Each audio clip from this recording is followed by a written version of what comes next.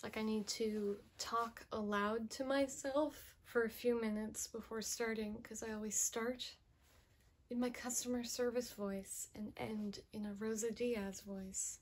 Finally, at long last, part 2 of my books I want to reread series.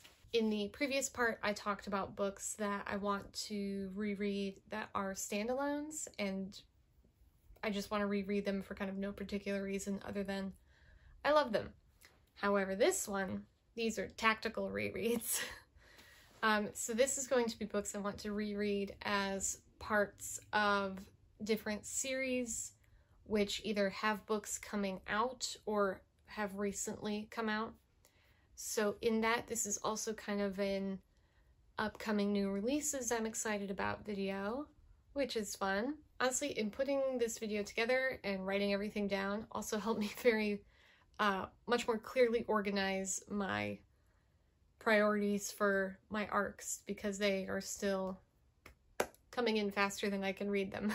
So let's just chat for a sec before we get into the books. I have 5 series I'm actually going to talk about, and 2 I'm kind of going to talk about. So in my previous rereading video, I mentioned that I don't reread a lot of books, but when I do, it is almost always, with very few exceptions, it's almost always books in a series that I need to reread before a new installment of that series comes out, if that makes sense. If I go more than like a month or 2 in between installments of a series, I forget a lot of important details that are, you know, necessary to understand successive installments in a series. There's a couple exceptions to that, like if a book has like an ending that I like super remember, like an absolutely remarkable thing, I remembered that ending, so I didn't super need to reread it before I read A Beautifully Foolish Endeavor. And additionally, I can't necessarily read series back to back to back, like without any breaks in between, because then the whole series bleeds together in my brain. That kind of was happening. That's kind of what happened actually the first time I read the Raven cycle, is that I read them like all at once. So I don't remember what happens in any one book in that series. So usually what I do when I'm reading a series is I'll find like a book of poetry or essays or short stories to kind of break it up in between. Like with my Grishaverse read through, I'm reading Prisoners of Geography by Tim Marshall, and I'm reading one essay in between each Grishaverse book. So I have been reading Prisoners of Geography for like 4 months now. And also I don't like, if I can help it, I don't like to have multiple series going at once. I can have lots of books going at once. I usually have like at least 3 or 4, not at least, at most 3 or 4. Otherwise, I start to get everything mixed up. But yeah, rereading for series is something I actually do kind of often, for all the more that I do reread. Most recently, obviously the Six of Crows books, and last year I read House of the Scorpion. I think I've reread the first 2 Diviners books probably 3 times now, because there was just gaps in my reading. So yeah, let's get into the books. I have stacks everywhere, messy stacks. First I'll do a couple honorable mention series. These are ones that are not like currently publishing or as recently, and or I don't need to reread. These are just series I want to read. So the first is the Binti trilogy by Nnedi Okorafor, kind of an iconic sci-fi Afrofuturist trilogy. I read the first one, and I read it in like one sitting, like one listen. I had a long late night shift at the bookstore, and the audiobook was like 4 hours, so I listened to it on double speed, and I was done with it before my shift was even over. So that would technically be a reread, but it kind of would be like, okay, now I'm actually going to read it. So Binti trilogy, Nnedi Okorafor. Don't really have a timeline on this or the other honorable mention. The other honorable mention being the Country Girls trilogy by Edna O'Brien. It's a very a culturally significant work of Irish autobiographical fiction. I'm a little embarrassed at how long I have owned both of these bind-ups and have yet to finish or start, really, either of them. So, oops.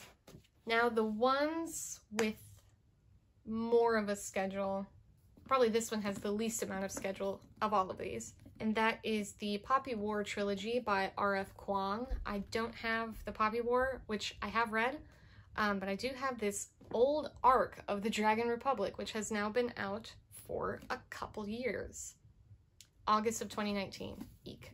So initially I was waiting, I had this, but I was going to hold off until closer to the release of The Burning God, which is the third installment in the trilogy. But time just got away from me and I never went back. So the Poppy War is like a very emotionally difficult read. It's very heavy, it's pretty violent, it's pretty gnarly to read, which I wasn't anticipating the first time I read it. I didn't have a problem with that, but it also means like I kind of want to minimize the amount of rereading I do for this trilogy.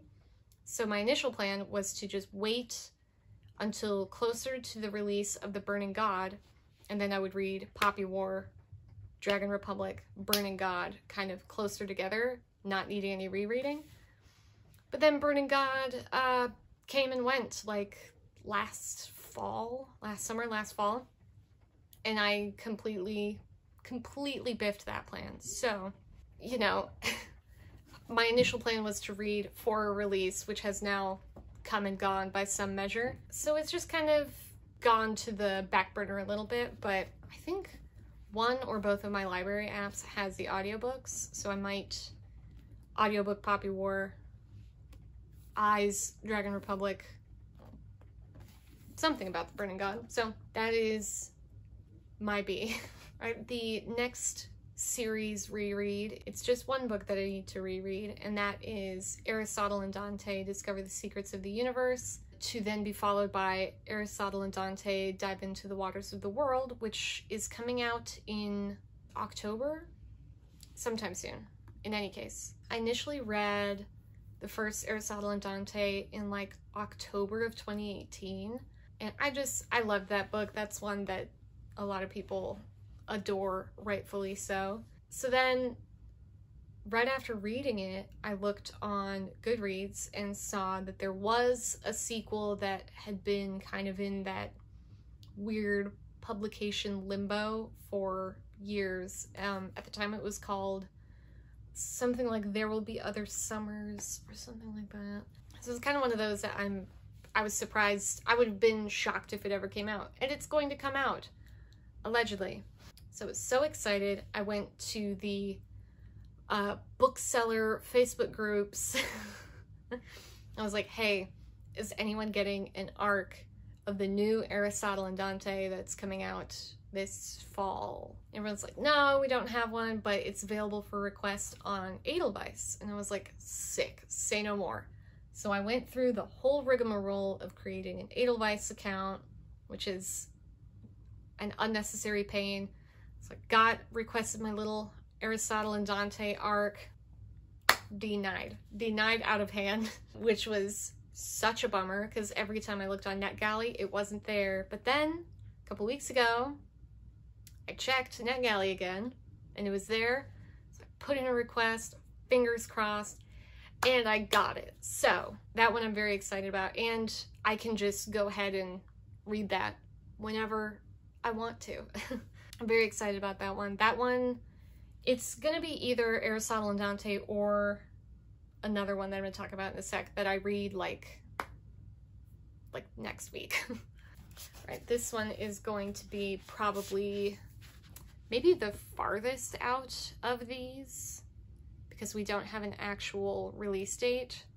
So the series I'm of course speaking about, V.E. Schwab's Shades of Magic trilogy, which is A Darker Shade of Magic, A Gathering of Shadows, and A Conjuring of Light. I have the box set, which I have never actually taken them out of the box.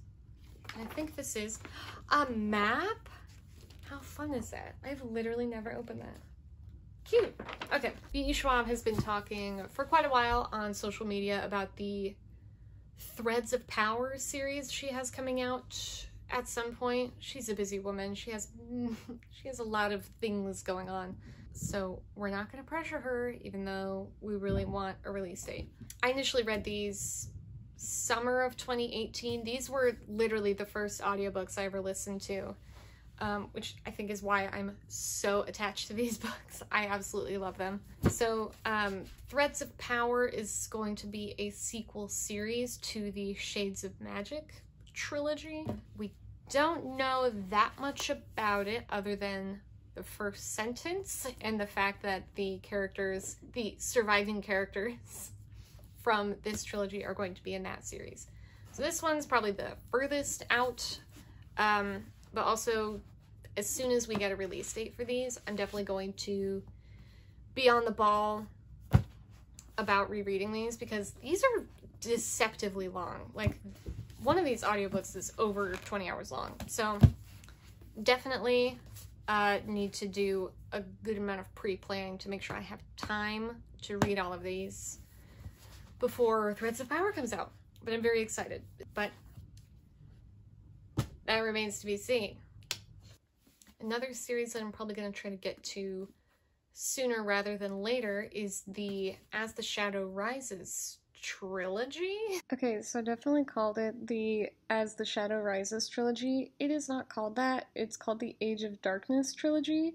And it goes, There Will Come a Darkness, As the Shadow Rises, and Into the Dying of the Light is the third one. I have no idea why I called it that. Okay. So this book, this is the first installment. This is an arc. It's one of the best produced arcs I've ever gotten. I got it when I worked at the bookstore. It came with like these tarot cards in this cool box. And of course I recycled all of it because I was just like, look. So that was dumb. But yes, There Will Come a Darkness. This is kind of one of those book series that was like piggybacking maybe off of the success of Six of Crows. I'm not saying that it was like a knockoff or anything, but it definitely, there were publishers who were interested in your magical found crime family after Six of Crows. Just say that much. Yeah, I read this. I really liked it. I thought it was fun. I mean, I don't think it's as good as Six of Crows, but if you've got a Six of Crows sized hole in your heart, this series might be really good. So the third installment of this comes out in September. I have not read the second book. I don't remember what the second and third books are called. Yeah, I don't remember. Yeah, third one comes out in September. I kind of did the same tactical thing where it's like, you know what? I'm just going to wait until that is closer to its release, and then I'll just read them boom, boom, boom. And it's coming time to do that. So yeah, probably mid-July maybe. I might start back in on these. But yeah, these are really fun. I'm really looking forward to the third installment. I think this series should have gotten the attention that Gilded Wolves got, because I did not like that book. Oh god, yeah, I forgot to mention the third book that's coming out so very soon. I finally found on NetGalley, requested the arc, denied. It's the only arc I've ever been denied on NetGalley, and that's a heartbreaker. So, whatever. Whatever. This next one's one that's probably going to come into play maybe next spring. That is the Raven Cycle and the Dreamer trilogy. So, which are of course the Raven Boys, the Dream Thieves, Blue Lily Lily Blue, the Raven King, and Call Down the Hawk, and Mr. Impossible, which just came out, but I'm not reading it. So this is another one I'm kind of just holding off for a sec. So the third Dreamer trilogy book comes out next fall, next September, I think. They're coming out in Septembers. So I read Call Down the Hawk probably about 2 years after I read the Raven Cycle for the first time, and I was lost. I think it's just been too long since I read the Raven Cycle. I didn't remember shit for shit. So that was kind of my bad. But now it's like, well, do I want to reread the whole series, 5 books now, just so I can read Mr. Impossible, when in all likelihood next fall I'm going to need to reread at least some of it again. So I think I'm just going to next fall, spring, summer, I'm gonna start getting back into these. So I'm ready for the release of the third Dreamer Trilogy book, because my God, I don't remember a thing that happens in these books. I remember that Blue Lily Lily Blue was my favorite. I don't remember why, because I read these in like a month. Also, a very funny thing, my high school English teacher, who I got along with like a house on fire, she got just like a free copy of this because she was a teacher, and she gave it to me. She was like, this looks dumb as hell, I'm never gonna read it. And I was like, sick, free book. And then I tried like on 2 different occasions to read this and just did not like it. I think I was expecting it to be much more like straightforward, kind of normal YA, and it's not. I ended up reading the whole series and really liked it. So what can I say? 3rd time's the charm sometimes. All right. And the last series I'm going to talk about is maybe not my most anticipated, but my longest anticipated series, continuation that's coming out, because there's going to be like a bunch more. And that is the Gentleman Bastard series by Scott Lynch, probably better known for its first book, The Lies of Locke Lamora, and then Red Seas Under Red Skies, and The Republic of Thieves. So I read this series. This is one that I went quite a while in between installments, probably several months, because I think I was kind of dragging my feet, because years and years and years ago, the publisher announced like the next 4 books in this series, kind of like almost a Winds of Winter situation. So announced the titles of all these books, no plot details, no covers, no descriptions, nothing, except The Thorn of Emberlane, which is going to be the 4th one. That book has had a cover, a description, the whole 9 for years now, but it just wasn't ever coming out. But now it has a release date, and it's in like August. We're finally getting the 4th Locke Lamora book. So I'm at the point, like, Republic of Thieves came out in 2013. I am not going to believe that Thorn of Emberlane is coming out until I'm literally holding it in my hands and looking at it with my eyeballs. So I also think, since that is just around the corner and I do have a lot of irons in the fire, I think I'm just gonna reread The Republic of Thieves, because I really liked this one. I still think Lies of Locke Lamora is the best, the first one. If you have a Six of Crows sized hole in your heart, and or you want to try adult fantasy and you're not used to it, this is a good jumping off point, because it's more magical crime family.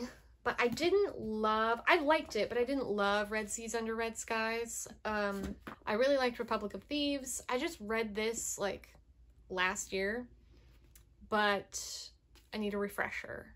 So we'll see, like, again, mid-July, we'll kind of get like a mid-July vibe check to see if it actually looks like Thorn of Emberlane's gonna be coming to the shelves. But until that time, I'm not believing that book is coming out.